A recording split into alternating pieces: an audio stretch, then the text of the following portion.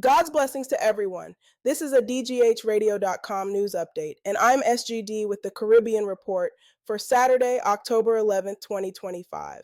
Jamaica's tourism engine keeps humming. Stopover arrivals remain strong, hotel occupancy is high, and developers are lining up new projects to meet demand into 2026. Authorities say targeted marketing in North America and Europe, fresh cultural and culinary experiences, and a push toward eco-friendly tours are spreading visitors beyond the usual hotspots. Airport improvements and corridor upgrades aim to keep pace so the guest experience matches the momentum. In Trinidad and Tobago, a national digital government plan is moving forward to make services faster and easier to reach. A single, secure portal is being built for permits, licenses, tax payments, and business filings.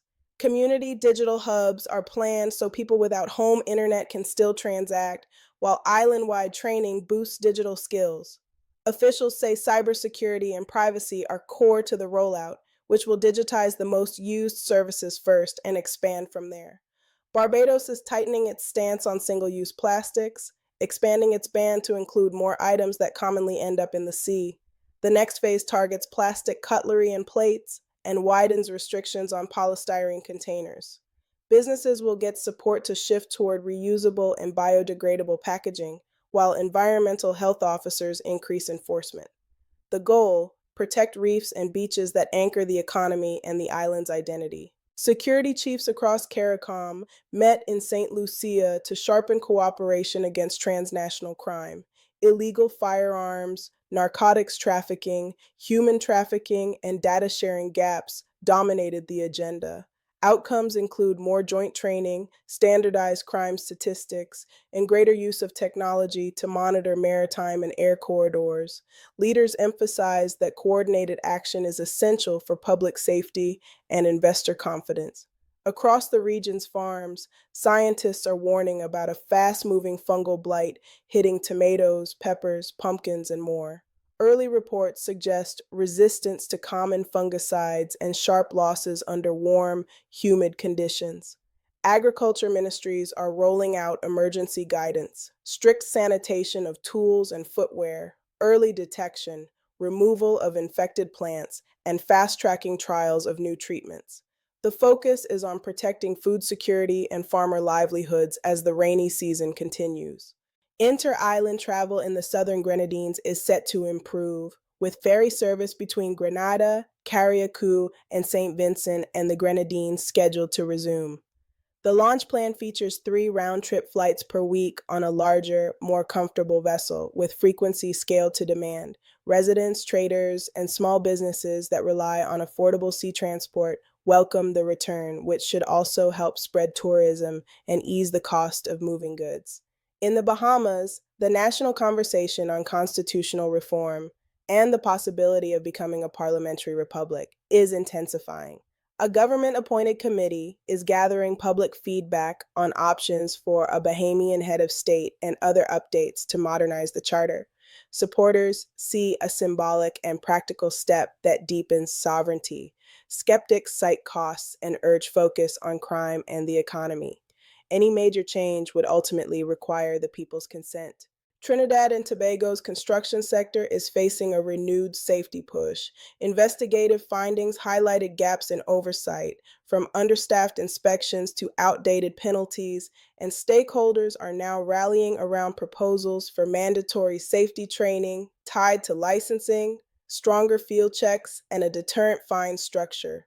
Worker groups want more robust enforcement on small sites, where injuries and near misses often go unreported.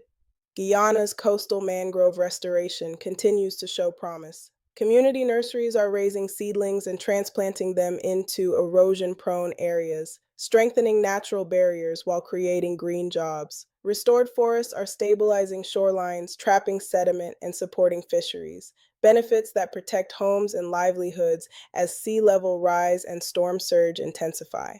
The project is being watched as a regional model for nature-based climate adaptation. St. Kitts and Nevis has launched a youth entrepreneurship grant program aimed at moving young people from job seekers to job creators.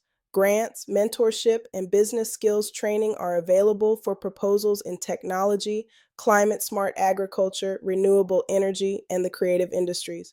Officials say success will be measured not just by businesses launched, but by survival, growth, and jobs created over time. Panama has issued maritime alerts for both its Pacific and Caribbean coasts due to strong winds, higher seas, and dangerous swells. Small craft operators, fishers, and coastal residents are urged to exercise extreme caution. Travelers and cargo operators should check for potential schedule changes while conditions remain rough. Authorities are maintaining a close watch and stand ready to assist vulnerable communities. Turning to Haiti, gunfire interrupted a high-level meeting in Port-au-Prince as authorities work to reassert control in areas affected by armed groups. No injuries were reported, but the incident underscores the challenge of stabilizing the capital and protecting public institutions. Meanwhile, humanitarian groups warn of escalating food insecurity as disrupted transport and economic pressures push more households into crisis.